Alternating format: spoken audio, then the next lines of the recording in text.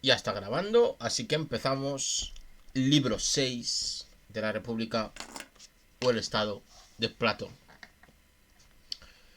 Al fin, pues, dije yo, después de muchas dificultades y de un rodeo de palabras bastante largo, hemos fijado, mi querido Glaucón, la diferencia entre los verdaderos filósofos y los que no lo son.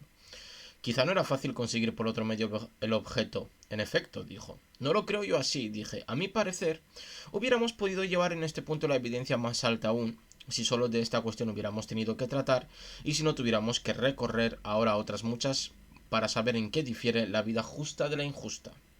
Después de esto, ¿qué es lo que nos falta por examinar?, preguntó. ¿Qué? Respondí, sino lo que sigue inmediatamente. Puesto que los verdaderos filósofos son aquellos que pueden alcanzar lo que existe siempre de una manera inmutable, y que todos los demás que giran sin cesar en torno de mil objetos, siempre mudables, serán todo menos filósofos, es preciso ver a quienes hemos de escoger para gobernar nuestro estado. ¿Y qué deberíamos dejar sentado?, preguntó para acertar en ello. Designar para guardianes a los que nos parezcan más a propósito para mantener las leyes y las instituciones del Estado, dije yo. Muy bien, dijo. Y no es cuestión clara, proseguí, decidir si un buen guardián debe ser ciego o perspicaz. ¿Cómo no ha de ser clara?, preguntó. ¿Y qué diferencia encuentras entre los ciegos y los que, privados del conocimiento de lo que existe de una manera simple e inmutable, y no teniendo en su alma ningún modelo claro, no pueden, a semejanza de los pintores, fijar sus miradas sobre el ejemplar eterno de la verdad, y después de haberlo contemplado con toda la atención posible, trasladar a este mundo, cuando corresponda, lo que han observado, y servirse de ello como de una regla segura para fijar por medio de leyes lo que es honesto, justo y bueno, y vigilar para conservar estas leyes después de haberlas establecido? Ninguna diferencia encuentro, por Zeus, dijo. ¿Y serán estos los que habremos de escoger para guardianes? ¿O más bien deberemos escoger a los que conocen la esencia de las cosas y que además no ceden a los otros ni en experiencia ni ninguna clase de mérito? Sería una locura escoger a otros. Sí, por otra parte, estos en nada son inferiores a los primeros, puesto que los superan en la cualidad más importante. Ahora nos toca a nosotros explicar por qué medios podrán unir ambas ventajas. Perfectamente. Como ya dijimos al principio de nuestra conversación, es preciso comenzar por tener un perfecto conocimiento del carácter que les es propio, porque estoy convencido de que si llegamos a ponernos de acuerdo no dudaremos un momento en reconocer que pueden reunir ambas cualidades, y que no hay nadie que pueda ser preferido a ellos para el gobierno. ¿Cómo? Convengamos por lo pronto en que el primer signo de la naturaleza filosófica es amar con pasión la ciencia, que puede conducirle al conocimiento de esta esencia inmutable, inaccesible a las vicisitudes de la generación y de la corrupción. Primer elemento de interés. A ver si apunta el boli. Perfecto. Que es que el primer signo de la naturaleza filosófica es amar con pasión la ciencia. Convengo en ello. Con ellos sucede además lo que con los enamorados y ambiciosos con relación al objeto de su ambición y de su amor, porque aman todo lo que afecta a esta esencia, sin despreciar ninguna parte, grande o pequeña, más o menos imperfecta. Tienes razón, admitió. Examina después si no es necesario que los que hayan de ser, como hemos dicho, estén dotados por naturaleza de esta otra condición. ¿Cuál? El horror a la mentira, a la que negarán toda entrada en el alma, al paso que habrán de tener un amor igual por la verdad. Otro signo interesante, otra característica del buen gobernante es el horror a la mentira. Así parece. No solo así parece, mi querido amigo, sino que es absolutamente necesario que el que ama a alguno ame todo lo que le pertenece y todo lo que tiene relación con él. Exacto, dijo. ¿Y encontrarás algo que esté más estrechamente ligado con la ciencia que la verdad? ¿Cómo podría encontrarlo?, dijo. ¿Es posible que tengan la misma naturaleza el amante de la sabiduría y el de la falsedad? ¿Y el de la falsedad? De ningún modo. Por consiguiente, el espíritu verdaderamente ávido de ciencia debe, desde la primera juventud, amar y buscar la verdad. Vemos que aquellos que aman la ciencia, recordemos que era el primer signo, ¿vale?, de la filosofía, pues también aman y buscan la verdad. Conforme en todo, pero sabemos que cuando los deseos se dirigen con violencia hacia un objeto tienen menos vivacidad respecto a todo lo demás, porque el torrente corre, por decirlo así, en esta sola dirección.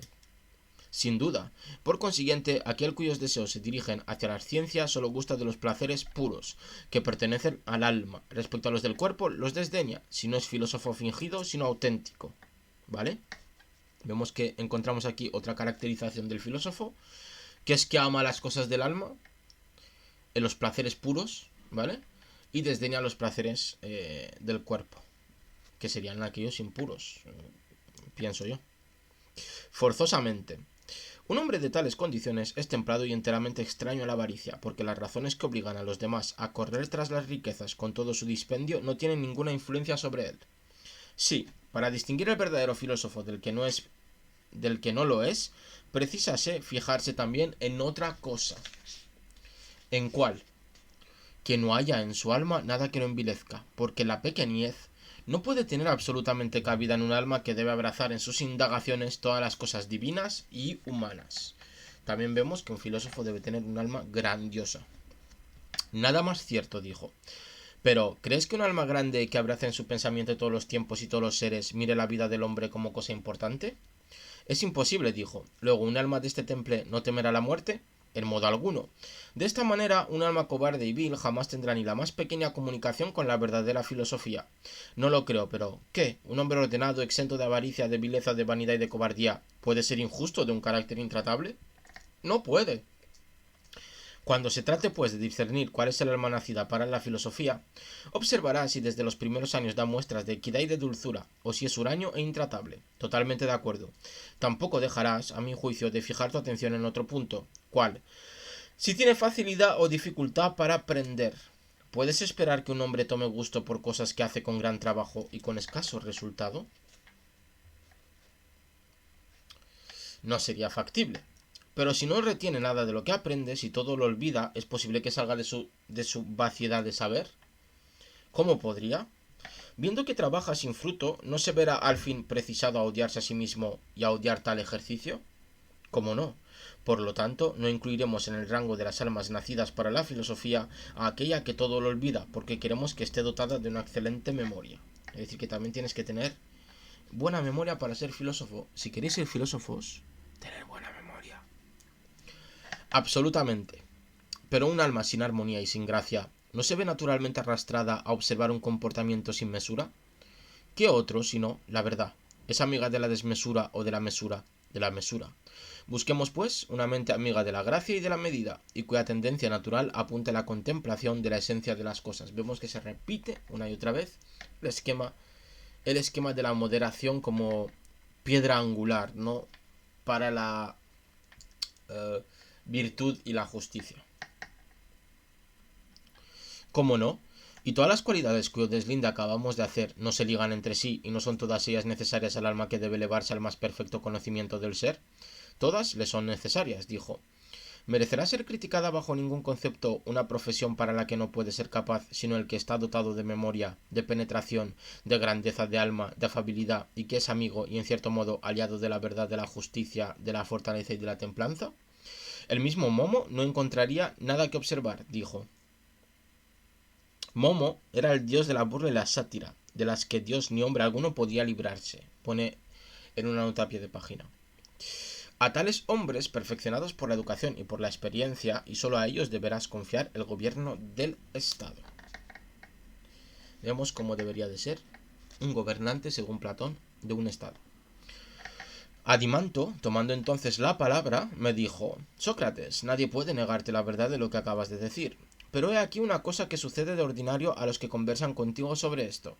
Se imaginan que, por no estar versados en el arte de interrogar y de responder, se ven conducidos poco a poco al error mediante una serie de preguntas cuyas consecuencias no ven al pronto, pero que, ligadas las unas a las otras, concluyen por hacerles caer en un error contrario enteramente a lo que habían creído al principio, y así como en el juego de fichas los malos jugadores se ven de tal manera entorpecidos por los hábiles, que concluyen por no saber qué pieza mover. En la misma forma, tu habilidad en manejar no las piezas sino las palabras concluye por poner a los interlocutores en la imposibilidad de saber qué decir, sin que por ello haya verdad en tus palabras. Y digo esto con motivo de lo que acabo de oírte. En efecto, se te debe decir que es imposible en verdad oponer nada a cada una de tus preguntas en particular, pero que si se examina la cosa en sí, se ve que los que se consagran a la filosofía, no los que lo hacen solo durante su juventud para completar su educación, sino los que envejecen en este estudio, son en su mayor parte de un carácter extravagante e incómodo, por no decir otra cosa peor, y los más capaces de ello se hacen inútiles para la sociedad por haber abrazado este estudio de que haces tantos elogios. Vemos que aquí Adimanto ha sacado el puñal y ha dicho, espérate mi niño, te voy a clavar todo esto. Y le está diciendo que es un liante y que mucha verborea pero poca razón. Adimanto, ¿crees que los que hablan de esta manera no dicen la verdad? Dije yo al oírle. Yo no lo sé, pero tendré gusto en oír tu opinión, contestó. Pues bien, mi opinión es que dicen verdad. Si es así, ¿en qué has podido fundarte para decir antes que no hay remedio para los males que arruinan los estados, mientras no sean gobernados por esos mismos filósofos que tú reconoces que son inútiles? Me haces una pregunta, dije, a la que no puedo responder sin valerme de una comparación. Pues no es, sin embargo, tu costumbre, a mi parecer, emplear comparaciones en tus discursos, exclamó. Aquí pone en una nota a pie de página que Adimanto se expresa aquí irónicamente, como que lo está diciendo con burla. Muy bien. Veo que te burlas después de haberme comprometido en tan difícil discusión. Escucha la comparación de que voy a servirme, y así conocerás mejor aún mi poco talento en este género. El trato que se da a los sabios en los estados es tan cruel que nadie ha experimentado nunca algo que se aproxime a ello. De suerte que me veo obligado a formar con muchas partes que no tienen entre sí ninguna relación un cuadro que debe servir para su justificación, imitando a los pintores, cuando nos presentan animales mitad cabra y mitad ciervos, u otras monstruosidades. Figúrate, pues, un patrón de una o de muchas naves, tal como voy a pintártelo, más grande y más robusto que el resto de la tripulación, pero un poco sordo, de vista corta y poco versado en el arte de la navegación. Los marineros se disputan el timón. Cada uno de ellos pretende ser piloto, sin tener ningún conocimiento de timonel y sin poder decir ni con qué maestro ni en qué tiempo lo ha adquirido. Además, dicen que no es una ciencia que pueda aprenderse, y estarán dispuestos a hacer trizas al que intente sostener lo contrario. Imagínate que los ves alrededor del patrón, sitiándole, conjurándole y apurándole para que les confíe el timón. Los excluidos matan y arrojan al mar a los que han sido preferidos, después embriagan al patrón o le adormecen haciéndole beber la mandrágora, o se libran de él por cualquier otro medio. Entonces se apoderan de la nave, se echan sobre las provisiones, beben y comen con exceso, y conducen la nave del modo que semejantes gentes pueden conducirla.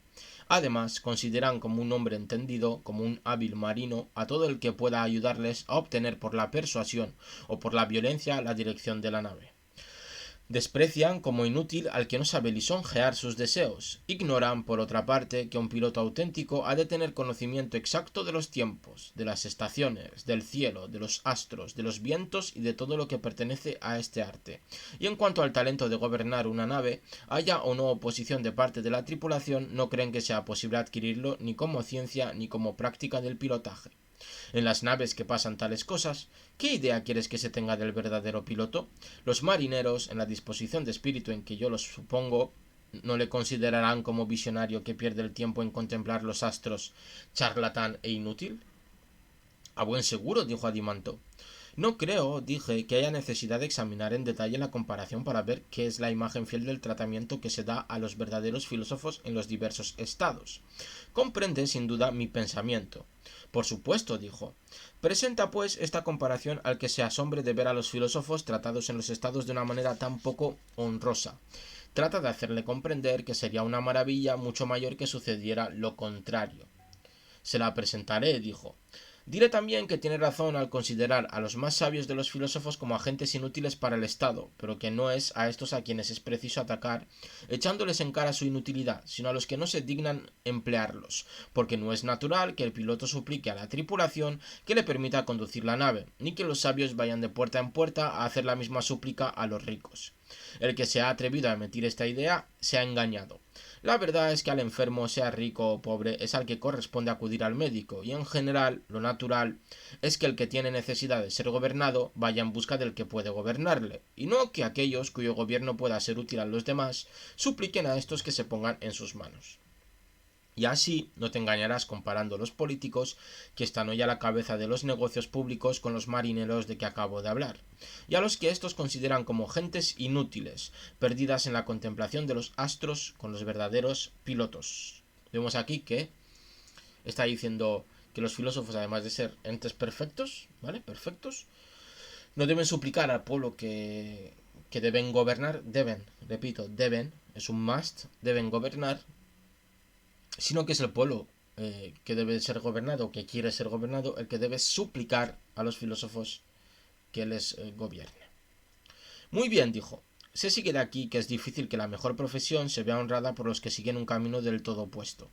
Pero las mayores y más fuertes calumnias que a la filosofía se han inferido son debidas a esos que dicen practicarla.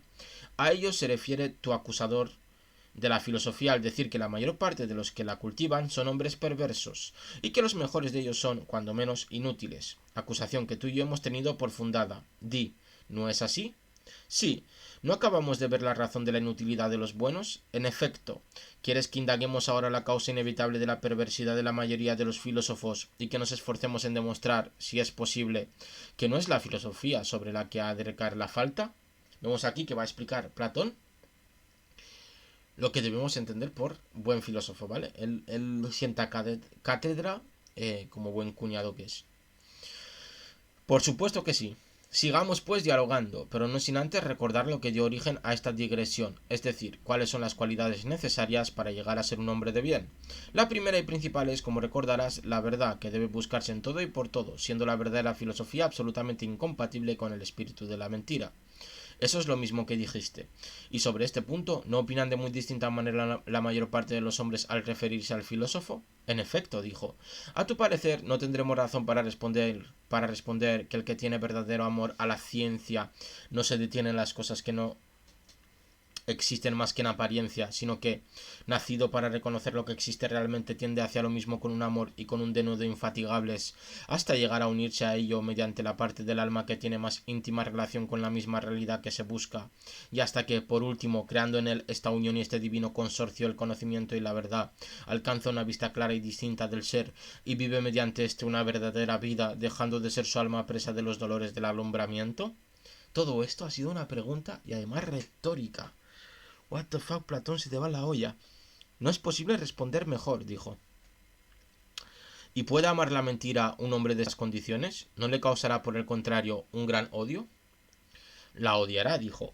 Y cuando es la verdad la que abre el camino, jamás diremos que pueda llevar tras de sí el cortejo de los vicios. ¿Cómo podría? Antes bien, a la verdad van unidas siempre costumbres puras y arregladas, siendo la templanza su compañera. Exacto, dijo. ¿Y habrá necesidad de poner por segunda vez en fila el coro de las cualidades inseparables de la natural condición del filósofo? Debe recordar, creo yo, que el valor, la grandeza del alma, la facilidad en aprender y la memoria eran sus cualidades esenciales. Y entonces tú nos interrumpiste, diciendo que en verdad era imposible resistir a nuestras razones, pero que si, dejando aparte los discursos, se echaba una mirada sobre la conducta de los seres en cuestión, no se podía menos de confesar que unos son inútiles y otros, que son los más, enteramente perversos. Después de habernos ocupado de indagar la causa de esta acusación, hemos llegado a examinar por qué la mayor parte de ellos son perversos, y esto nos ha obligado a trazar de nuevo el carácter del verdadero filósofo. Eso es, dijo.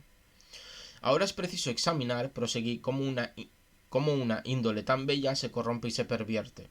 De suerte que son muy pocos los que escapan a la corrupción general, y estos son precisamente aquellos a quienes se mira, no como perversos, sino como hombres inútiles. Después consideraremos cuál es el carácter de esos que imitan y suplantan en sus menesteres esa naturaleza, y qué clase de almas son quienes, usurpando una profesión de que son indignos y que está fuera de sus alcances, incurren en mil extravíos y ocasionan, en tu opinión, el descrédito universal de la filosofía. ¿Cuáles son entonces las causas de corrupción a que te refieres? Preguntó. Voy a decírtelas, si soy capaz de ello, dije. Por lo pronto todo el mundo convendrá conmigo en que muy raras veces aparecen sobre la tierra hombres de índole natural tan feliz que reúnan en sí todas las cualidades que exigimos en un verdadero filósofo, ¿no crees? En efecto, mira, ahora las causas poderosas que influyen para que se malogre este pequeño número. ¿Cuáles son? Lo que más te ha de sorprender es que estas mismas cualidades que hacen tan apreciables estos caracteres corrompen algunas veces el alma del que las posee, y les separan de la filosofía, me refiero al valor, a la templanza y a las demás cualidades de que hemos hecho mención. Eso es en verdad bien extraño, dijo. Además de esto, continué, todo lo que los hombres consideran como bienes, la belleza, las riquezas, la fuerza del cuerpo, las grandes uniones que dan poder político y todas las demás ventajas de esta naturaleza, no contribuyen menos a pervertir el alma. Debes comprender a lo que me refiero. Sí, pero quisiera que me lo explicaras más por extenso, dijo. Fíjate bien y directamente en este principio general, y lejos de parecerte extraño cuanto acabo de decirte, será para ti completamente evidente. ¿Qué quieres que haga? Preguntó. De todo germen o ser vivo, sea planta o animal, sabemos que, si nacen en un clima poco favorable y por otra parte no tienen ni el alimento ni la temperatura que necesitan, se corrompen tanto más cuanto su naturaleza es más robusta, porque el mal es más contrario a lo que es bueno que a lo que no lo es. ¿Vale? Es interesante esta frase, ¿vale? Me lo voy a apuntar. Que es esta de aquí. Repito la frase porque creo que es buena. Porque el mal es más contrario a lo que es bueno que a lo que no lo es. ¿Vale? Y cómo no, también es una verdad que un mal régimen daña más a lo que es excelente por su naturaleza que a lo que no es más que mediano. Eso es decir, que si tenemos algo bueno y le ataca algo malo será más dañino para lo bueno que si tenemos algo que es medio bueno y le ataca algo malo, pues lo dañará a medias, ¿no? En este caso, porque solo tiene la mitad de esa bondad. Podemos asegurar igualmente, mi querido Adimanto, que las almas mejor nacidas se hacen las peores mediante una mala educación. ¿Crees tú que los grandes crímenes y la maldad consumada parten de un alma ordinaria o más bien de una naturaleza noble que la educación ha corrompido? De las almas vulgares puede decirse que jamás harán ni mucho bien ni mucho mal, pues están ahí en medio, que ni fu ni fa. No opino sino como tú, dijo él. Por consiguiente, creo yo, una de dos. Si la índole natural filosófica es cultivada de forma adecuada, necesariamente ha de llegar de grado en grado hasta la misma virtud. Si, por el contrario, es sembrada, crece y se desenvuelve en un suelo extraño, llega a todo lo contrario, a no ser que algún dios vele por su conservación de una manera especial. ¿Crees, como se imaginan muchos, que los que pierden a algunos jóvenes son algunos sofistas que actuando en privado los corrompen grandemente? O más bien, los que lo atribuyen a los sofistas son ellos mismos sofistas mucho más peligrosos, porque valiéndose de sus propias máximas saben formar y torcer a su gusto el espíritu de los hombres y de las mujeres, de los jóvenes y de los ancianos. Al parecer los sofistas le daban un poquito al... ¿Pero en qué ocasión lo hacen?, preguntó. Cuando en las asambleas públicas, en el foro, en el teatro, en el campo o en cualquier otro sitio donde la multitud se reúne, repuse, aprueban o desaprueban ciertas palabras y ciertas acciones con gran estruendo, grandes gritos y palmadas, redoblados al retumbar los ecos en las piedras del lugar. ¿Qué efecto producirán tales escenas en el corazón de un joven? Por excelente que sea la educación que ha recibido en particular, no tiene que naufragar por precisión en medio de estas oleadas de alabanzas y de críticas, podrá resistir a la corriente que la arrastra, no conformará sus juicios con los de la multitud sobre lo que es bueno o vergonzoso, no hará estudio en imitarla. Forzoso será, Sócrates, dijo él. Sin embargo, dije, no he querido hablar aún de la prueba más violenta a que se somete su virtud. ¿Cuál es?, inquirió. Ella tiene lugar cuando estos hábiles maestros y estos grandes sofistas, no pudiendo nada con sus discursos, añaden los hechos a los dichos. ¿No sabes que castigan con la pérdida de derechos, con multas y con la muerte a los que rehúsan someterse a sus razones? Parece esto un bife, que le echa a los sofistas. Lo sé muy bien, dijo. ¿Qué otro sofista, pues, ni qué instrucción particular podrían prevalecer en su resistencia contra ellos? Creo que nadie, dijo. No, sin duda, y sería una locura intentarlo, dije. No hay, ni ha habido, ni habrá jamás un carácter distinto en cuanto a la virtud, mientras su educación se vea combatida por las lecciones de tales maestros. Esto debe entenderse hablando de caracteres humanos y poniendo aparte, según el proverbio, a los divinos, porque si en un estado gobernado, según esta máxima, se encuentra alguno que se escape del naufragio común y sea lo que debe ser, se puede asegurar, sin temor de engañarse, que es deudor a los dioses de su salvación. No opino diferente, dijo. Entonces creerás también lo que voy a decir, seguí, que todos esos particulares mercenarios que el pueblo llama sofistas y que juzga que las lecciones que dan son opuestas a lo que el mismo pueblo cree, no hacen otra cosa que repetir a la juventud las máximas que el pueblo profesa en sus asambleas, y a esto llaman sabiduría. Figúrate un hombre que hubiese observado los movimientos instintivos y los apetitos de un animal grande y robusto, el punto por el que se podrá aproximar a él y tocarle, cuándo y por qué se enfurece o se aplaca, qué voz produce en cada ocasión, y por qué y qué tono de la de otros le apacigua o le irrita, y que, después de haber aprendido todo esto con el tiempo y la experiencia, formase una ciencia que como un sistema se pusiese a enseñar, sin servirse por otra parte de ninguna regla para discernir lo que en estos hábitos y apetitos es hermoso o feo, bueno o malo. justo o injusto, conformándose en sus juicios con el instinto del animal, llamando bien a todo lo que le halaga y causa placer, mal a todo lo que le irrita, justo y bello a lo que es inevitable, sin hacer otra distinción, porque no sabe la diferencia esencial que hay entre lo que es bueno y lo que es inevitable, diferencia que no conoció jamás, ni está en estado de hacerla conocer a los demás. ¿No te parecería, por Zeus, bien ridículo un maestro semejante? Vemos que aquí hace una crítica a los sofistas, donde plantea que los sofistas no tienen un conocimiento o no buscan un conocimiento de lo que es feo y guapo, de lo que es bueno y malo, de lo que es injusto o justo, sino que más bien se basan en los hechos para conocer, ¿no? Se basan en la experiencia de los hechos para conocer y crear conocimiento y sabiduría. Y no es esta, punto por punto, la imagen de los que hacen consistir la sabiduría en conocer lo que desea la multitud reunida, lo que la lisonjea, sea en pintura, sea en música, sea en política. ¿No es evidente que si alguno presenta en estas reuniones alguna obra de poesía, de arte o cualquier proyecto de utilidad pública remitiéndose al juicio de la multitud tiene una necesidad diomedea, ¿vale? Alusión a la leyenda según la cual Diomedes hizo marchar a Ulises delante de él con las manos atadas? Es lo que pone en una nota a pie de página.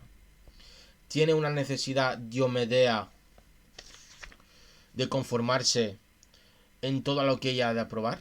¿Has oído jamás a uno solo de los que la componen probar de otro modo que valiéndose de razones ridículas y lamentables que lo que así juzga bueno y honesto sea tal en efecto? Ni espero oírselo nunca, dijo. A todas estas reflexiones une la siguiente: ¿es posible que la multitud oiga con gusto y mire como verdadero este principio? Que existe lo bello en sí, pero no la pluralidad de las cosas bellas, y cada cosa en sí, pero no la multitud de cosas particulares. En modo alguno, dijo. Por consiguiente, es imposible que el pueblo sea filósofo, dije. Imposible, y por lo tanto necesariamente ha de despreciar a los que se dedican a la filosofía. Necesariamente. Y los despreciarán también esos particulares que viven entregados al pueblo y que se consagran a complacerle. Es evidente. Ahora bien, ¿cuál es el asilo donde el verdadero filósofo pueda retirarse para perseverar en la profesión que ha abrazado y llegar al punto de perfección a que aspira?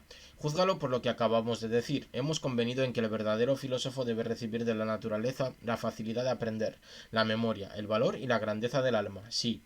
Desde la infancia, ¿será el tal el primero entre sus iguales? Sobre todo si las perfecciones del cuerpo corresponden en él a las del alma. ¿Por qué no? Dijo. Cuando haya llegado a la edad madura, sus padres y sus conciudadanos se apresurarán a servirse de sus talentos y a confiarle sus intereses. ¿Cómo no? La abrumarán con halagos y súplicas, previendo de antemano el crédito que algún día alcanzará en su patria, y lo obsequiarán para tenerlo seguro de antemano. Y si me permitís, voy a beber un traguito de agua, que llevo más de 10 páginas leídas, no os preocupéis.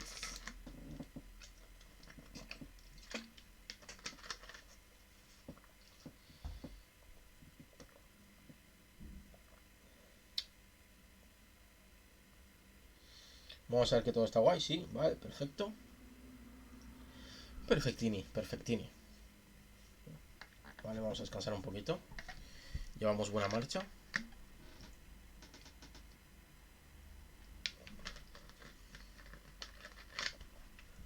Sobre todo los mofletes, Me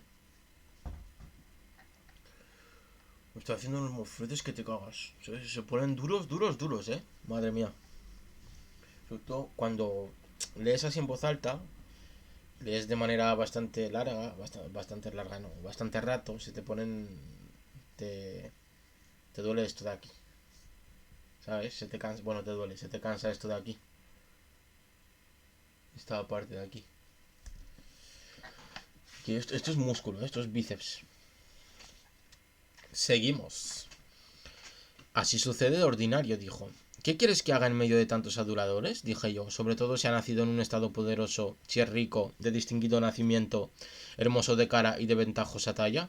¿No alimentará las más locas esperanzas hasta imaginarse que tiene todo el talento necesario para gobernar a los griegos y a los bárbaros, exaltándose a sí mismo, henchido de orgullo y arrogancia, así como de huera y loca vanidad? Sin duda, dijo. Si mientras se encuentra en tal disposición de espíritu alguno aproximándose a él con dulzura, se atreviese a hacerle huir la verdad, diciéndole que le falta la razón y que tiene gran necesidad de ella para gobernarse, pero que no se adquiere sino a precio de mayores esfuerzos, ¿crees tú que en medio de tan halagüeñas ilusiones preste con gusto oídos a semejante discurso? Muy lejos de eso, dijo. Sin embargo, dije yo, si a causa de su buena índole y las relaciones que existen entre estos discursos y las facultades de su alma, llega a atenderlos y se deja convencer y arrastrar hacia la filosofía, ¿qué crees que harán entonces los persuadidos de que este cambio les va a hacer perder sus favores y todas las ventajas que de él se prometían? Discursos, acciones de todo se valdrán para disuadirle, al paso que dirigirán todos sus esfuerzos contra el importuno consejero, para perderle, sea armándole lazos en secreto, sea llevándole ante los tribunales. No puede menos de ser así. Y bien, ¿esperas aún que nuestro hombre se consagre a la filosofía? Rotundamente, no. Ya ves, seguí, la razón que yo tenía para decir que las cualidades que constituyen al filósofo, si están pervertidas por una mala educación, contribuyen en cierta manera a separarle de su destino natural, y lo mismo sucede con las riquezas y las demás pretendidas ventajas de esta especie. Reconozco que no se dijo sin razón, contestó. Tantas y tan grandes son, mi querido amigo, dije, las causas de que se corrompan y se pierdan esas naturalezas privilegiadas, también constituidas para la mejor de las profesiones, naturalezas que, por otra parte, son muy raras, como hemos dicho. Estos hombres así pervertidos son los que causan los mayores males al Estado y a los particulares, y los que, por el contrario, cuando cambian de dirección en buen sentido, producen los mayores bienes. Una medianía no es capaz de nada grande ni para el particular ni para el Estado. Muy cierto, dijo. De modo que estos mismos hombres, después de haber abandonado la profesión para que nacieron y de haber condenado la filosofía a la soledad y al desprecio, llevan una vida contraria a sus tendencias naturales y a la verdad. Y al mismo tiempo la filosofía, abandonada de esta manera por sus propios hijos, ve que estos son reemplazados por otros supuestos que la deshonran y atraen sobre ella todos esos cargos de que hablabas. Y de todos los que la cultivan, los unos no sirven para nada y la mayor parte son dignos de los mayores males. Eso es, ciertamente, lo que se dice de continuo, asintió. Y no sin fundamento, dije yo, hombres de poco valor, al ver el puesto desocupado y alucinados por los nombres distinguidos y títulos que lleva consigo, abandonan con gusto una profesión oscura, llegando acaso a mostrar gran habilidad en su modesta técnica, y se echan en brazos de la filosofía, a la manera de esos criminales fugados de las prisiones que van a refugiarse en los templos, porque la filosofía, a pesar del estado de abandono a que se ve reducida, conserva aún sobre las demás artes un ascendiente y una superioridad que hacen que la busquen esos que no nacieron para ella, esos viles artesanos que con un trabajo servil han desfigurado el cuerpo y al mismo tiempo degradado el alma. ¿No es forzoso que así sea? Por supuesto, dijo. Al verlos pregunté, ¿dirás que esto difiere de cuando un herrero calvo y de menguada estatura que acaba de verse libre de las cadenas y de los grillos, que ha reunido un poco de dinero después de limpiarse en el baño y de vestirse con un traje nuevo, va a casarse con la hija de su amo, reducida a la pobreza y el abandono? No hay ninguna diferencia, dijo. ¿Qué hijos saldrán de semejante matrimonio? Indudablemente hijos contrahechos y degenerados. Muy degenerados, por cierto, muy degenerados. Si un hombre feo se casa con una mujer guapa, sus hijos serán degenerados. Por fuerza. En igual forma, ¿qué pensamientos y opiniones han de salir del comercio de estas almas bajas y sin cultura con la filosofía? ¿No serán pensamientos dignos de ser llamados sofismas, desprovistos de nobleza y de toda verdadera inteligencia? Absolutamente, dijo. Queda pues, mi querido Adimanto, reducido el número bien escaso de verdaderos filósofos, dije, a algún espíritu elevado, perfeccionado por la educación, que, aislado por el destierro, debe su perseverancia en el estudio de la sabiduría al cuidado que ha tenido de alejarse de los corruptores, o bien a alguna alma grande que, nacida en un estado pequeño, se consagra a la filosofía por el desprecio que, con razón, le inspiran los asuntos públicos o cualquier otra profesión. Otros, en fin, se ven contenidos por las mismas causas que retienen en el campo de la filosofía a nuestro amigo Teages, que es un personaje conocido de Sócrates de natural enfermizo, muerto muy joven. Es lo que pone en una nota a pie de página. Todo cuanto puede alejar a un hombre de la filosofía parece haberse reunido contra él, pero su cuerpo enfermo le impide mezclarse en los asuntos públicos. Con respecto a mí, no vale la pena hablar de ese genio que me acompaña y me aconseja sin cesar. Apenas encontrará otro ejemplo en todo el pasado. Ahora bien, el que entre este pequeño número de hombres gusta y ha gustado la dulzura y la felicidad que se encuentran en la sabiduría, viendo la locura del resto de los hombres y el desorden introducido en los estados por los que se mezclan en su gobierno, no percibiendo, por otra parte, en torno suyo nadie que quiera secundarle en los esfuerzos que habría de hacer para sacar la justicia de la opresión, de suerte que no tuviese que temer nada por sí mismo, viéndose como quien dice en medio de una multitud de bestias feroces de cuyas injusticias no quiere hacerse partícipe y a cuya saña en vano intentaría oponerse, ponerse, seguro de ser inútil a sí mismo y a los demás, y de perecer antes de haber podido hacer servicio alguno a la patria, a sus amigos, haciéndose todas estas reflexiones, se mantiene en reposo y entregado exclusivamente a sus propios negocios, y así como un viajero asaltado por una violenta borrasca se considera dichoso si se encuentra un paredón que le sirva de abrigo contra el agua y los vientos. En la misma forma, viendo que la injusticia reina por todas partes, impunemente se da por satisfecho, si puede, exento de iniquidad y de crímenes, pasar sus días en la inocencia y salir de esta vida tranquilo, alegre y henchido de bellas esperanzas. Madre mía, la chapa que está dando Sócrates, madre mía. No es poco el conseguir salir de este mundo después de haber vivido de esa manera, dijo. Pero no ha cumplido, dije, el fin más grande que encerraba su destino, por no haber encontrado una forma de gobierno que le cuadrase. En un gobierno de tales condiciones, el filósofo se hubiera desenvuelto más y hubiera sido útil a sí mismo y a la comunidad. Creo, sin embargo, que hemos demostrado suficientemente la causa y la injusticia de los cargos que se hacen a la filosofía. ¿Tienes alguna dificultad que oponer? Nada tengo que añadir sobre esta materia, contestó, pero dime, de todos los gobiernos actuales, ¿cuál es el que convendría a un filósofo? Ninguno, dije. Precisamente lo que lamento es que no encontremos ni una sola forma de gobierno que convenga a un filósofo. Así es que le vemos alterarse y corromperse, y a la manera que un grano sembrado en una tierra extraña degenera y toma la calidad del suelo a donde ha sido transportado, así el verdadero filósofo pierde la virtud que le es propia y cambia de naturaleza. Si por el contrario se encuentra con un gobierno cuya perfección corresponda a la suya, entonces se verá que encierra verdaderamente en sí algo divino, mientras todos los demás caracteres y todas las demás profesiones solo participan de lo humano. Indudablemente me vas a preguntar de qué forma de gobierno quiero hablar. Vemos aquí una cosa que se ha trasladado a día de hoy, que es, aquí subyace la idea de la imposibilidad de que un solo individuo pueda cambiar una estructura, ¿vale?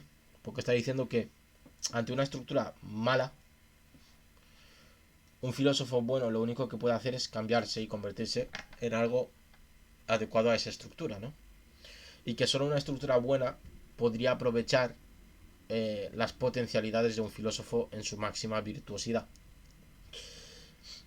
o de un filósofo per se, ¿no? Por lo tanto, es importante la estructura y el individuo tiene poco que hacer y depende de las cualidades de la estructura para saber cómo debe funcionar, ¿no? Este individuo. No acertaste, dijo. No te iba a preguntar eso, sino que lo que yo querría saber es si el estado cuyo plan hemos trazado es el mismo que el que tienes en tu mente o si es otro distinto. Es el mismo, dije yo, salvo un punto que le falta aún. Hemos dicho en verdad que era preciso buscar el medio de conservar en el gobierno de nuestro estado el mismo espíritu con que tú, el legislador, estableciste sus leyes. Lo hemos dicho, en efecto, asintió, pero no quedó del todo claro, dije, porque tuve miedo de las objeciones mismas que habéis hecho, y cuya solución es tan larga y difícil como vosotros habéis mostrado, sin contar con que lo que falta por decir no es en manera alguna fácil de explicar. Pues, ¿de qué se trata? De cómo practicar la filosofía a un estado que no quiera perecer, porque las empresas grandes son azarosas y, como suele decirse, las cosas bellas son difíciles. Vamos a ver cómo debería practicar, según Platón, la filosofía un estado. Sin embargo, hay que culminar el argumento aclarando este punto. Si no llego a hacer una demostración clara, no será por falta de voluntad, dije, sino por no poder más.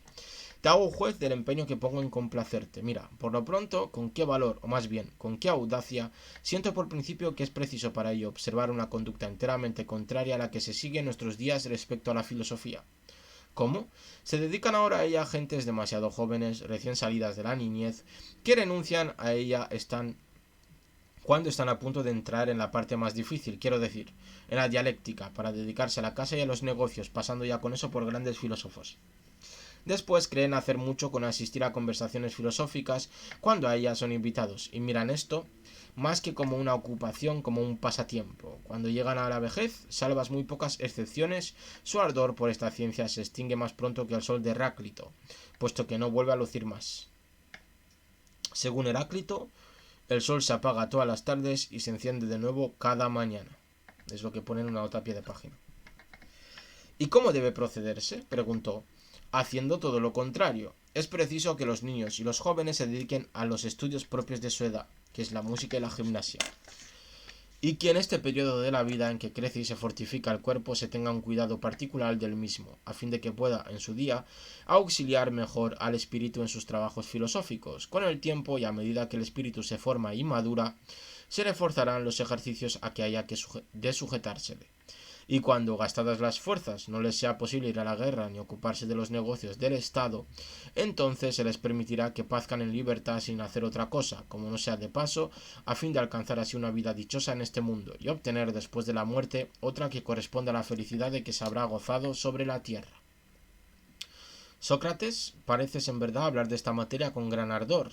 Creo, sin embargo, que la mayor parte de los que te escuchan, comenzando por Trasímaco, grande Trasímaco, alabemos todos a Trasímaco, lo mostrarán mayor aún en combatirlo y en resistirse a aceptar tus razones. Te suplico que no trates de ponerme a mal con Trasímaco, dije. Somos amigos de poco tiempo a esta parte, aunque jamás hemos sido enemigos. Por lo tanto, no hay esfuerzo que debamos escatimar para convencer a él y a los demás, o, cuando menos, que lo que digamos les sirva para otra vida, cuando comenzando una nueva carrera se encuentren tomando parte en conversaciones semejantes. En buena hora, corto es el plazo de que hablas, dijo. Di más bien que no es nada en comparación con la totalidad de los siglos, dije. Sobre todo, no es extraño que semejantes discursos no merezcan crédito a la mayor parte. No se ha visto aún puesto en planta lo que decimos. Lejos de ello, sobre estas materias no se oyen ordinariamente más que discursos estudiados de forma que los miembros de cada frase se correspondan en una exacta consonancia y no compuestos fortuitamente como los nuestros, pero lo que sobre todo no se ha visto es un hombre cuyos hechos y palabras estén en real consonancia con la virtud, con toda la exactitud que la debilidad humana consiente. ¿No crees? De ningún modo. Tampoco habrá asistido nadie con asiduidad a conversaciones verdaderamente hermosas y nobles en las que se busque la verdad con ardor por todas las vías posibles con el solo objeto de conocerla, en la que se rechacen los vanos adornos y la falsa sutileza que no buscan sino causar efecto y provocar discordia en el foro y en las conversaciones particulares. Tampoco eso, dijo. Todas estas razones son las que antes preveíamos, dije, y nos causaban temor. Sin embargo, la verdad ha podido más y hemos dicho que no era posible esperar sobre la tierra un Estado, un gobierno y, si se quiere, un hombre perfecto, a menos que una dichosa necesidad obligase a este pequeño número de filósofos acusados, no de perversos sino de inútiles, a encargarse con voluntad o sin ella del gobierno y al Estado a escucharles, o al menos que los dioses inspiren un amor sincero por la verdadera filosofía a los hijos de los que gobiernan en nuestros días las monarquías y los demás estados, o a ellos mismos. Decir que una u otra de estas cosas, o ambas, son imposibles, es sentar un hecho extraño a la razón. En otro caso, seríamos nosotros muy necios al entretenernos en formar aquí vanos deseos. ¿No es así? La chapa que está dando Sócrates, madre mía, me está dando una chapa, madre mía. Luego, si en los infinitos siglos pasados se ha visto un verdadero filósofo en la necesidad de regir el timón de un Estado, si esto mismo se verifica en algún país bárbaro tan distante que se oculta a nuestras miradas, o si llega a verificarse algún día, estamos prontos a sostener que ha habido, que hay o que habrá un Estado tal como el nuestro cuando esta musa ejerza en él la suprema autoridad. Nada de imposible ni de quimérico hay en nuestro proyecto, aunque somos los primeros en confesar que la ejecución es difícil pero no irrealizable. Soy de tu dictamen, dijo. ¿Pero me vas a decir que la generalidad de los hombres, en cambio, no piensa lo mismo? Tal vez, dijo. Oh, mi querido amigo, dije, no tengas formada tan mala opinión de la multitud. Cualquiera que sea su manera de pensar, en lugar de disputar con ella, trata de reconciliarla con la filosofía, destruyendo las malas impresiones que le ha inspirado. Muéstrale los filósofos de que quieres hablar, define cómo acabamos de hacer su carácter y el de su profesión, no sea que se imagine que hablas de los filósofos que son como ella piensa. Dirás que, aun cuando vean en claro lo que son, siempre formarán de ellos una idea conforme con la que tenían. ¿Crees que corazones que no conocen la hiel ni la envidia se irritarán contra el que no se irrita y que querrán hacer mal a quien no lo quiere para nadie? Pero veo tu objeción y te declaro que un carácter tan intratable no es el de la multitud y sí el de muy pocos. Convengo en ello por completo, dijo. Pues bien, entonces convendrás también en que los que indisponen a tantos con la filosofía son esos intrusos que, después de irrumpir indebidamente en ella, se llenan de injurias mutuamente y cuyos discursos no tratan sino cuestiones personales. Semejante conducta es bien impropia de un filósofo. Sí, dijo. Porque mi querido Adimanto, el que mira como su único estudio la contemplación de la verdad, no tiene tiempo para hacer descender sus miradas sobre la conducta de los hombres ni para ponerse a luchar con ellos lleno de envidia y acritud, sino que teniendo sin cesar fijo el espíritu sobre los objetos que guardan entre sí un orden constante e inmutable, los cuales, sin perjudicarse los unos a los otros, conservan siempre los mismos puestos y las mismas relaciones, consagra toda su atención a imitar y a expresar en sí este orden invariable. ¿Es posible, en efecto, que se admire y se conviva con una cosa sin hacer esfuerzos por imitarla? Eso no puede ser, dijo. Por lo tanto, el filósofo, gracias a la estrecha relación en que vive con los objetos divinos, entre los que reina un orden inmutable, se hace un hombre divino y ajustado en todo lo que puede serlo un hombre, aunque en todo se encuentra excusa para la calumnia. Vemos aquí que Platón acerca al filósofo a la divinidad, ¿vale? Que es una cosa, pues bueno, el Platón este que se cree que es un dios casi, ¿no? Si pues algún motivo poderoso dije le obligase a no limitar sus cuidados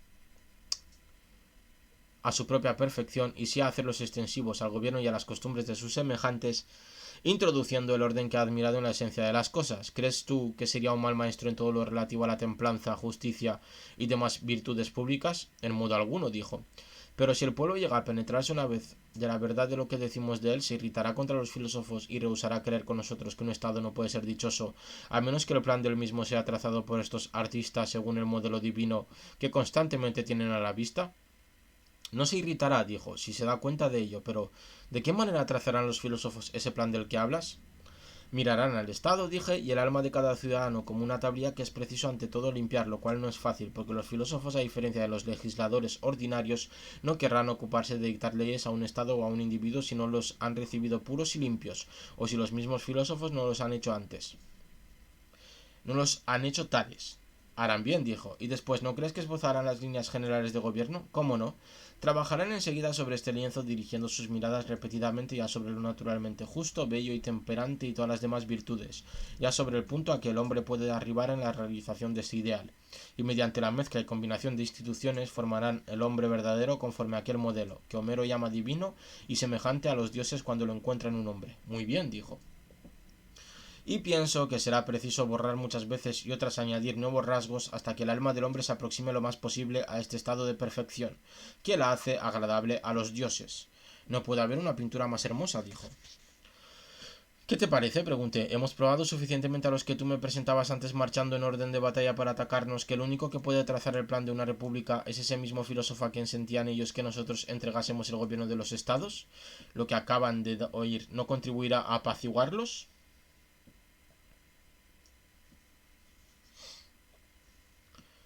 Mucho más si dan los oídos a la razón, dijo. ¿Qué podrán ya objetarnos? ¿Que los filósofos no son amantes del ser y de la verdad? Eso sería un absurdo, dijo. ¿Que su índole natural, tal como le hemos pintado, no se aproxima a lo más perfecto? Tampoco. ¿O que un natural semejante, favorecido por una educación conveniente, no es más propio que cualquier otro para adquirir la virtud y la sabiduría? ¿Concederán más bien esta ventaja a lo que nosotros hemos excluido del número de los filósofos? No, por cierto.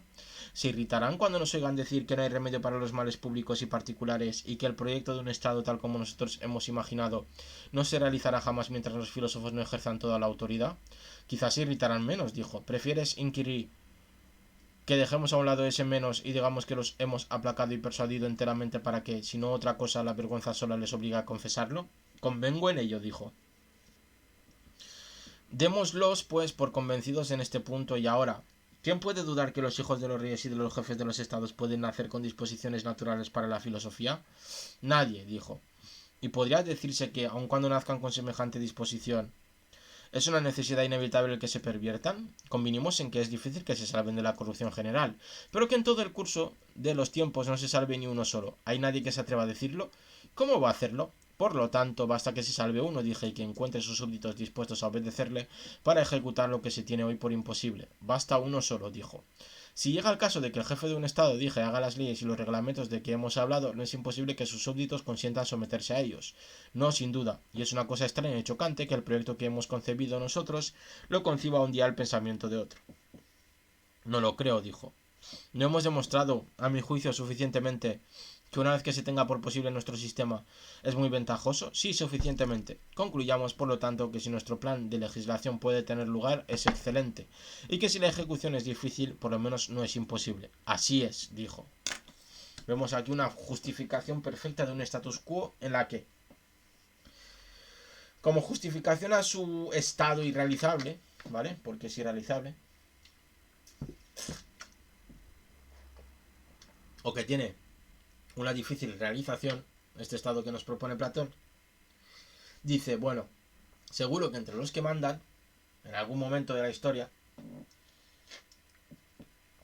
habrá un filósofo con las características que ha propuesto antes, la templanza, el amor por la verdad, el buen temperamento, el odio a la mentira, todo esto. Y alguna vez habrá alguien con estas características que mande. Y además de eso, otra cuestión que debe cumplirse es que los que mandan sean obedecidos, vaya, ¿no? Creo que es importante eso. Por lo tanto, pues, lo que está diciendo aquí Platón es, puede que el estado que yo he ideado y que os he explicado y que los gobernantes que yo he ideado y los guardianes que yo he ideado de que mandarán en ese estado sean invenciones puras o perfectas, pero alguna vez en la historia, alguna vez aunque sea una vez, puede darse, ¿vale? Porque se juntarán los astros, puede darse este tipo de gobierno, este tipo de estado que yo he propuesto. Y seguimos. Voy a ver cuánto nos queda, porque llevamos aquí una tralla espectacular, ¿no?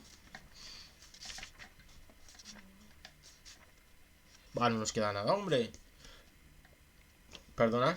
Vamos del tirón. Hostia. También hay que reconocer una cosica. Vaya chapa está dando en algunos momentos, ¿eh? Eso yo lo reconozco.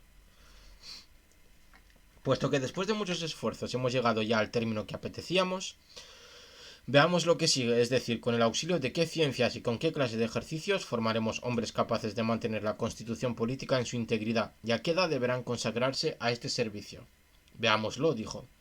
Entonces, de nada me ha servido hasta ahora, dije mi maña, para dejar de hablar de la posesión de mujeres, de la procreación de los hijos y de la elección de los magistrados, sabiendo cuán delicada era esta materia y cuál sería la dificultad en la ejecución de un sistema enteramente conforme a la verdad, puesto que me veo ahora precisado a tocar estos puntos. Es cierto que he hablado de lo relativo a las mujeres y a los hijos, pero con relación a los magistrados tengo que volverlo a tratar de lleno. Dijimos, si te acuerdas, que debían mostrar un gran celo por el bien público y que este celo debía aprobarse en medio del placer o del dolor, de tal manera que ni los trabajos, ni el temor, ni ninguna otra situación crítica les hiciese perder de vista esta máxima, que era preciso desechar a aquel que hubiera sucumbido en estas pruebas y escoger por magistrado al que saliera tan puro como el oro pasado por el fuego, colmándole de honores y de distinciones durante su vida y después de su muerte. Entonces no dije más y disfracé mi pensamiento y me valí de rodeos por temor a comprometerme en la discusión en que ahora nos encontramos. Dices verdad, me acuerdo de ello, dijo. Temía entonces, mi querido amigo, decir lo que al fin he decidido declarar, pero ahora digamos abiertamente que los mejores guardadores del Estado deben ser otros tantos filósofos, dije yo. Sostengámoslo con resolución, dijo. Te suplico que observes cuán corto será su número, porque raras veces sucede que las cualidades que en nuestra opinión deben entrar en el carácter del filósofo se encuentren reunidas en un solo hombre, porque por lo ordinario se reparten entre muchos. ¿Qué quieres decir? Preguntó. ¿No ignoras que los que tienen facilidad de aprender y retener y que están dotados de un espíritu sagaz, vivo y dotado de otras cualidades semejantes no unen comúnmente a ello una nobleza y grandeza de ánimo que los predisponga al orden, la calma y la constancia, sino que dejándose llevar a donde les arrastra su vivacidad, no tienen en sí mismos nada estable, seguro ni fijo? Tienes razón, dijo. Por lo contrario, los hombres de un carácter consistente, que no muda, con el que pueden contarse siempre y que en la guerra se manifiestan impasibles en medio de los mayores peligros, son por esto mismo poco a propósito para las ciencias, de espíritu tardo, poco sensible y embotado, por decirlo así, bostezan y se duermen tan pronto como intentan dedicarse a algún estudio serio. Vemos aquí que creo que Platón va a proponer una cosa que a él le beneficia, que es un estado, ¿vale? Un estado eh, como diríamos, gobernado por los más sabios. Obviamente, creo que se ve que él tiene un ego desmedido y se considera a sí mismo un sabio. Por lo tanto, lo que propone es un estado que sea gobernado enteramente por gente como él, ¿vale? es a lo que llegaremos. Y lo veréis, porque Platón tiene un ego desmedido y es un chulo de aupa. Es cierto, dijo. Sin embargo, hemos dicho que nuestros magistrados debían tener ambos tipos de cualidades y que sin ello no había para qué cuidarse de su educación, ni elevarlos a los honores y a las primeras dignidades. Razón tuvimos para decirlo, convino. ¿Y no crees que hay poca naturaleza de esta condición? ¿Cómo no? Ahora diremos lo que antes omitimos, y es que además de la prueba a que se les ha de someter en medio de los trabajos, de los peligros y de los placeres, habrán de ejercitarse en un gran número de ciencias, para ver si su espíritu es capaz de sostener los estudios más profundos, o si se acobarda, como sucede a las almas débiles en otros ejercicios. Es justo someterlos a esa prueba, dijo él, pero ¿cuáles son esos estudios profundos de que hablas? Recordará, sin duda, dije yo, que después de haber distinguido 3 especies en el alma, nos servimos de esta distinción para explicar la naturaleza de la justicia, de la templanza, de la fortaleza y de la sabiduría.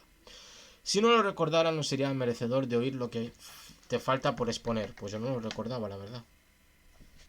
Siendo sincero, no recordaba estas características de las 3 especies de alma.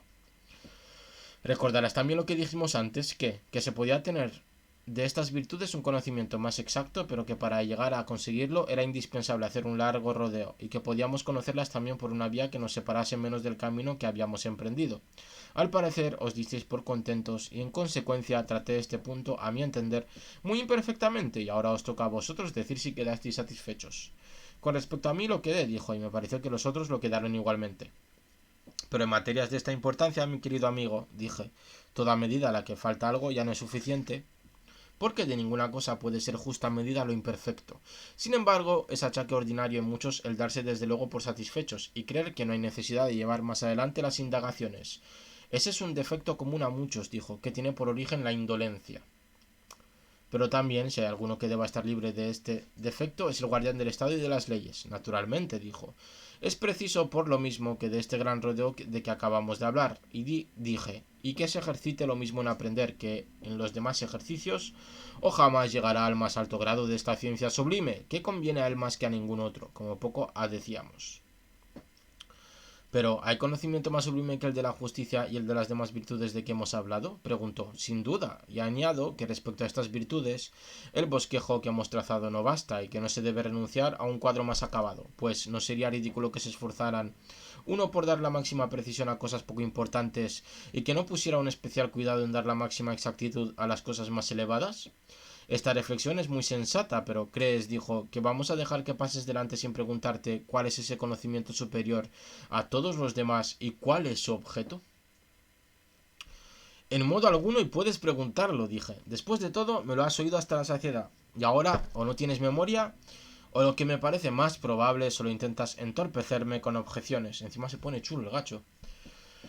Me inclino por esto último, pues me has oído decir muchas veces que la idea del bien es el objeto del más sublime conocimiento y que la justicia y las demás virtudes deben a esta idea su utilidad y todas sus ventajas.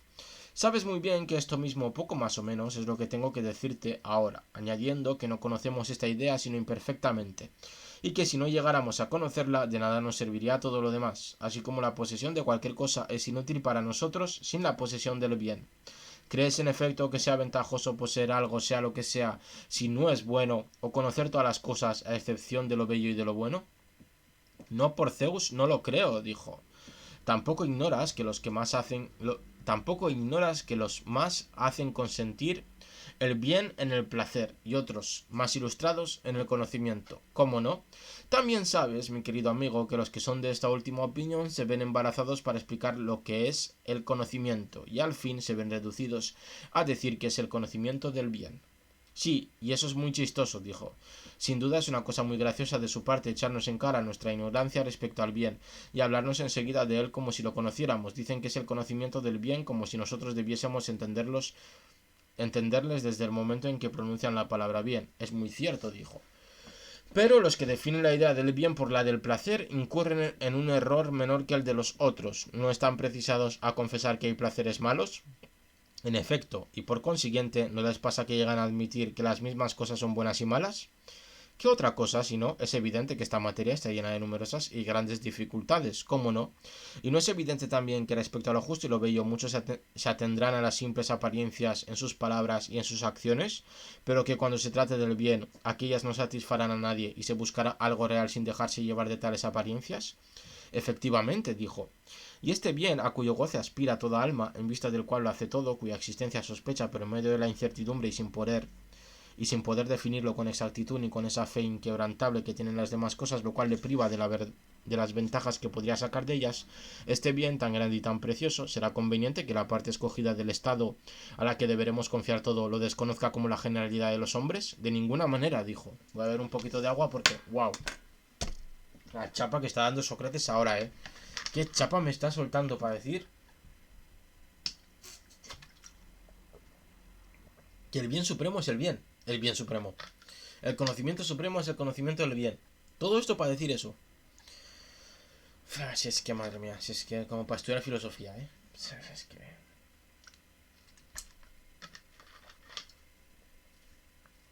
Pero menos mal que estoy aquí, yo, para intentar resumiros todo esto, hombre. Para eso estamos. Seguimos.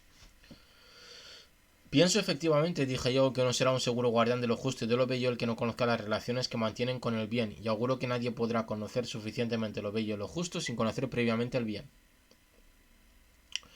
Tienes razón en augurarlo, dijo. Nuestro estado estará, por tanto, bien gobernado si lo guarda un guardián que posea el conocimiento de todas estas cosas. Así debe ser, dijo.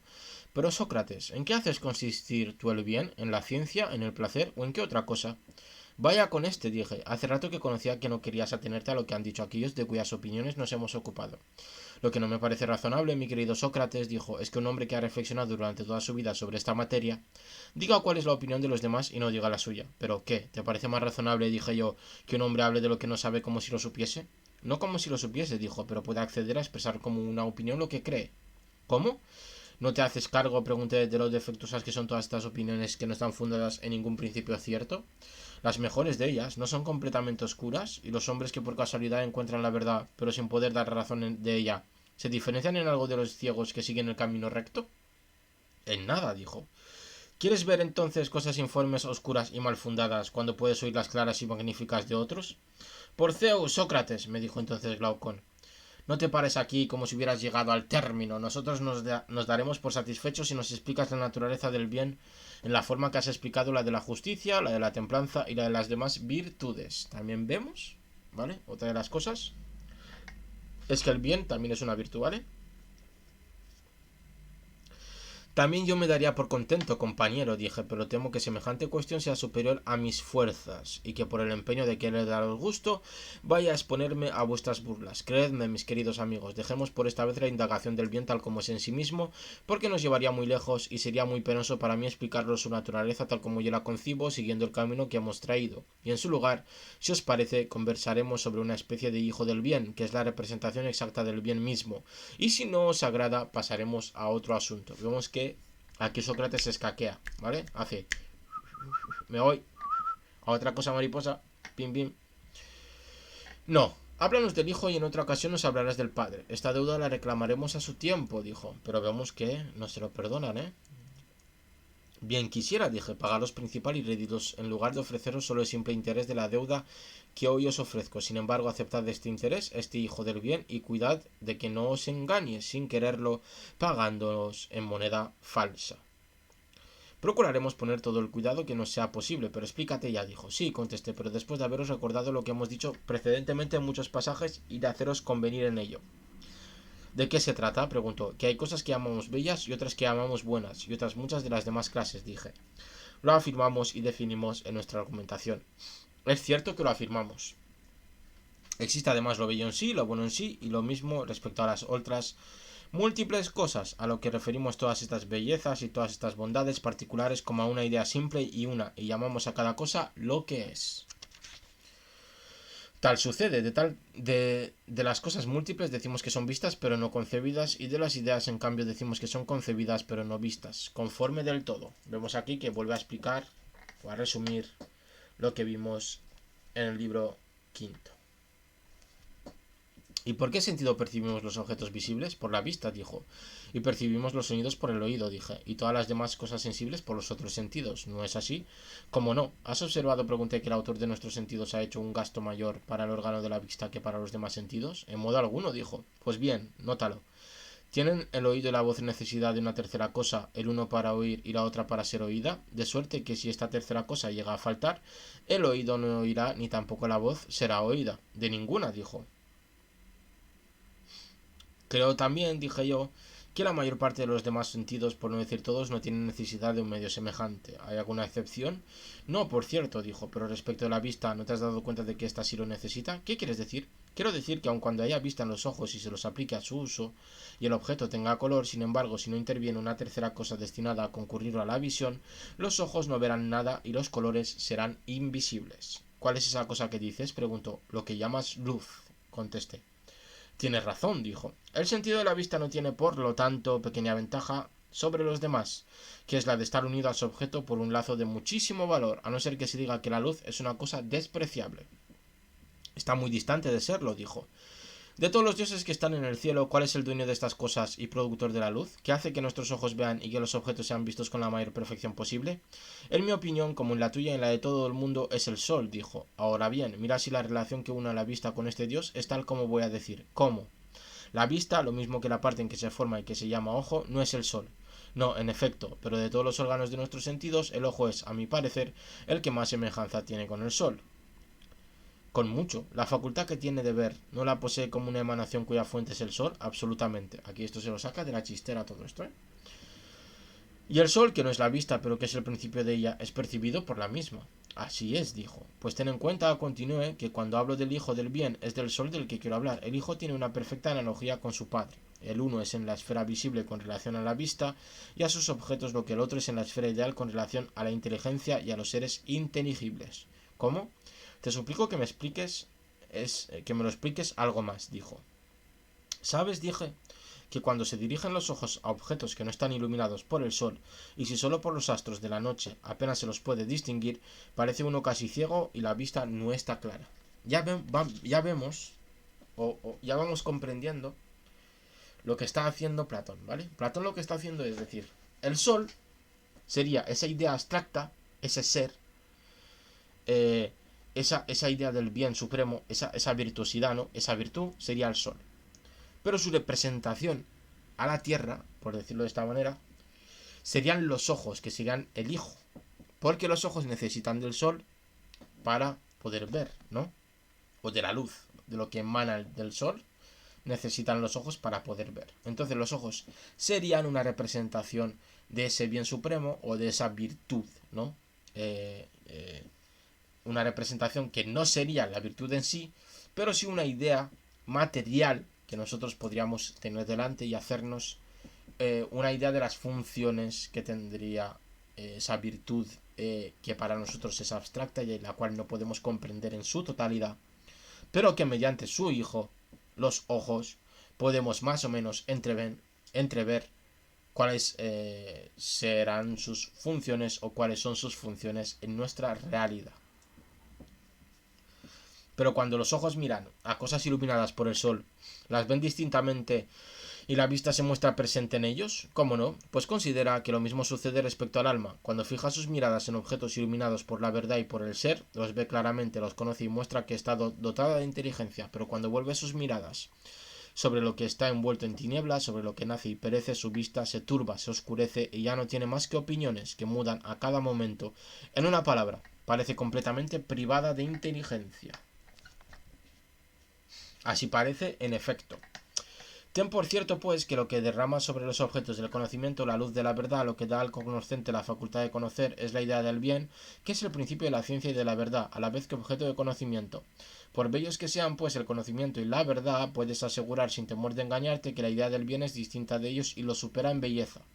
Y así como en el mundo visible hay razón para creer que la luz y la vista tienen analogía con el sol, pero sería falso decir que son ellas el sol, en la misma forma, en el mundo inteligible pueden considerarse la ciencia y la verdad como imágenes del bien, pero no habrá razón para tomar la una o la otra por el bien mismo, cuya naturaleza es de valor infinitamente más elevado. Aquí vemos, pues, que pues utilizar el mismo ejemplo para explicar lo mismo que he dicho yo. Qué inefable belleza, dijo, le atribuyes, puesto que es el origen de la ciencia y de la verdad, y es aún más bello que ellas. Por consiguiente, no quieres decir que el bien sea el placer. Ten tu lengua, dije, pero considera su imagen con más atención y de esta manera. ¿Cómo? Indudablemente tú crees, como yo, que el sol no solo hace visibles las cosas que no son, sino que les da también la generación, el crecimiento y el alimento, sin ser el mismo generación. ¿Cómo habría de serlo? Lo mismo puedes decir que los seres inteligibles no solo reciben del bien su inteligibilidad, sino también su ser y su esencia. Aunque el bien mismo no sea esencia, sino una cosa muy por encima de la esencia en razón de dignidad y de poder.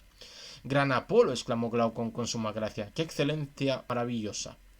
Tú tienes la culpa, repliqué yo. ¿Por qué se me ha obligado a decir lo que pienso sobre esta materia? No te detengas, te lo suplico, dijo, y acaba la comparación del bien con el sol, si aún falta algo. Verdaderamente sí, y aún falta mucho, dije. Pues te ruego que no omitas el menor detalle. Me temo, dije, que no dejarán de escapárseme muchos rasgos de semejanza, muy a pesar mío, pero nada que pueda ser dicho ahora lo omitiré a sabiendas. No lo hagas, se rogó. Imagínate que el bien y el sol son dos reyes, el uno del mundo inteligible y el otro del mundo visible. No digo del cielo por temor de que creas que con ocasión de esta palabra quiero dar lugar a un equívoco. Aquí tienes, por consiguiente, dos especies de seres, unos visibles y otros inteligibles. Las tengo. Vemos aquí que tenemos dos tipos de seres, ¿vale? Uno visible y otro inteligible. Toma pues una línea cortada en dos partes desiguales y cada una de estas, que representan el mundo visible y el mundo inteligible, cortada a su vez en otras dos, proporcionales a las primeras, y tendrás de un lado la parte clara y del otro la parte oscura de cada uno de ellos. ¿Vale? Aquí nos aparece un esquema, ¿vale? Que voy a intentar enseñaros sobre cómo sería lo que nos está diciendo aquí, ¿vale? No sé si se puede ver. ¿Veis que hay un esquema? ¿Vale? Pues más o menos así, ¿vale? Es decir, tenemos una línea que parte a las cosas visibles de las inteligibles, ¿vale? Y las tenemos unas encima de otras como si fuese una fracción, ¿vale? Una de las secciones en el mundo visible te dará las imágenes. ¿Ves? Entiendo por imágenes, ¿vale?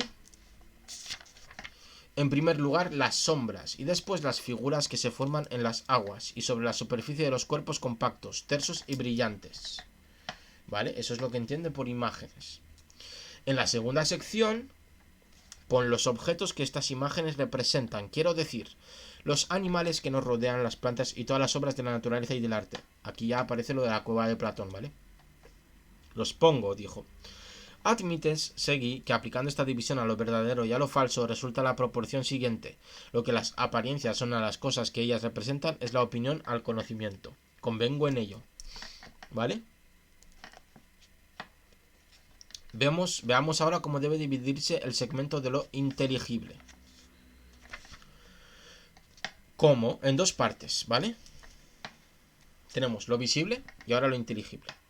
La primera de las cuales no puede alcanzar el alma sino sirviéndose de las cosas del mundo visible que antes considerábamos imitadas como de otras tantas imágenes, partiendo de ciertas hipótesis, no para remontarse al principio sino para descender a las conclusiones más remotas, mientras que para obtener la segunda parte va de la hipótesis hasta el principio independiente de toda hipótesis, sin hacer ningún uso de las imágenes como en el primer caso y procediendo únicamente mediante las ideas consideradas en sí mismas. No comprendo bien lo que acabas de decir, dijo. Yo tampoco, dije. Lo comprenderás luego de lo que voy a decir ahora. No ignoras, creo yo, que los geómetras y los aritméticos suponen dos clases de números. Los pares y los impares, figuras, tres especies de ángulos y así otras cosas semejantes. Según la demostración que intentan hacer, que miran enseguida estas suposiciones como otros tantos principios ciertos y evidentes, de los que no se dan razón a sí mismos ni la dan a los demás. Y en fin, que partiendo de estas hipótesis descienden por una cadena no interrumpida de proposición en proposición hasta llegar a la que intentaban demostrar. Eso ya lo sé, dijo. Sabes también que se valen para esto de figuras visibles a las que refieren sus razonamientos, aunque no piensen en ellas, sino en otras figuras representadas por aquellas. Por ejemplo, no recae en su razonamiento sobre la diagonal que ellos trazan, sino sobre el cuadrado tal cual es en sí mismo con su diagonal. Lo mismo digo de las demás figuras que representan, sea en relieve, sea por el dibujo, y que se reproducen también ya en su sombra, ya en las aguas. Los geómetras las emplean como otras tantas imágenes, que les sirven para conocer las verdaderas figuras, que solo pueden conocer por el pensamiento. Es decir, ¿vale? Voy a intentar traduciros esto. Lo que está diciendo aquí Platón es lo siguiente. Que los geómetras explican el conocimiento mediante las imágenes, ¿vale? Que son una representación de ese conocimiento, es decir, que para hablar de un cuadrado, ellos piensan en el cuadrado, cuando hablan del cuadrado lo hacen pensando y hablando de ese cuadrado que están pensando, pero para representar lo que están pensando, dibujan un cuadrado, ¿vale? Pero ese cuadrado no es el cuadrado que ellos tienen en la cabeza, ¿vale? Sino que es una representación del cuadrado, pero que no es fiel, ¿vale? A la representación, que es un elemento visible, pero no es el elemento cuadrado en sí, la idea del cuadrado que ellos tienen en la cabeza, sino que es una idea más o menos aceptable del cuadrado que ellos intentan pensar. Esta es la primera clase de las cosas inteligibles. El alma, para llegar a conocerlas, se ve precisada a valerse de suposiciones, no para remontarse a un primer principio, porque no puede ir más allá de las hipótesis que ha hecho, sino que empleando como imagen los objetos terrestres y sensibles, imitados a su vez por los de abajo y suponiendo que son claros y evidentes, se sirve de ellos. Es decir, que para conocer la idea del cuadrado, la idea suprema del cuadrado, debemos valernos de las representaciones menores de ese cuadrado, es decir, del cuadrado que hemos pintado en la arena para hablar del cuadrado que estamos pensando. Veo que el método de que hablas es el de la geometría y demás ciencias de esta clase, dijo. Hazte cargo ahora de lo que yo sitúo en el segundo segmento de lo inteligible. Es lo que el alma... Perdón, es que estoy apuntando. Es lo que el alma comprende inmediatamente por medio del poder dialéctico, haciendo algunas hipótesis que no considera como principios, sino como simples suposiciones y que le sirven de grados y de puntos de apoyo para elevarse hasta un primer principio independiente de toda hipótesis. Se apodera de este principio y adhiriéndose a todas las conclusiones que de él dependen, desciende desde ahí hasta la última conclusión, pero sin apoyarse en nada sensible, sino solo en ideas puras, por lo que su demostración comienza, procede y termina. Comprendo algo, replicó, pero no lo bastante. Me parece enorme esta empresa. Sin embargo, figúraseme que lo que te propones es probar que el conocimiento que del ser y lo inteligible se adquiere por la dialéctica es más claro que el que se adquiere por medio de las artes, que se sirve de ciertas hipótesis como principios. Es cierto que estas artes están obligadas a valerse del pensamiento y no de los sentidos, pero como están fundadas en suposiciones y no se elevan hasta un principio, crees que no tienen ese claro convencimiento que tendrían si se remontaran a un principio y llamas pensamiento discursivo, pero no intelección, a mi parecer, el que se adquiere por medio de la geometría y demás artes semejantes y le colocas entre la opinión y la intelección. Has comprendido perfectamente. Aplica ahora a estas 4 secciones las 4 diferentes operaciones del alma. A saber, vamos a ver cuáles son estas 4 secciones del alma. La primera, la pura intelección. La segunda, el pensamiento discursivo. La tercera, la creencia. Y la cuarta, la figuración. Y concede a cada una de estas maneras de conocer más o menos evidencia según que sus objetos participen más o menos de la verdad. Entiendo, dijo. Estoy de acuerdo contigo y adopto el orden que me propones. Y aquí acaba el libro sexto. Muy interesante esa última parte, después de una primera parte en la que, sinceramente, nos han dado una chapa. Que madre mía, todo para llegar aquí, ¿vale? Y pues antes de terminar, sí que me gustaría pues leer lo último que hemos leído, que son las 4 secciones las 4 operaciones, las 4 diferentes operaciones que tiene el alma, que son las siguientes, ¿vale? La primera operación es la pura intelección, es decir, el pensamiento, la idea. La segunda operación es el pensamiento discursivo, es decir, el pensar lo que va a decir la palabra, ¿vale? Lo que va a saltar. La tercera es la creencia, es decir, tener fe en lo que estoy diciendo. Y la cuarta, la figuración, demostrártelo mediante lo visible, mediante lo material, mediante algo que existe en mi realidad, ¿vale? Esas son vendrían a ser las 4 operaciones del alma, ¿vale? que nos explica aquí Platón.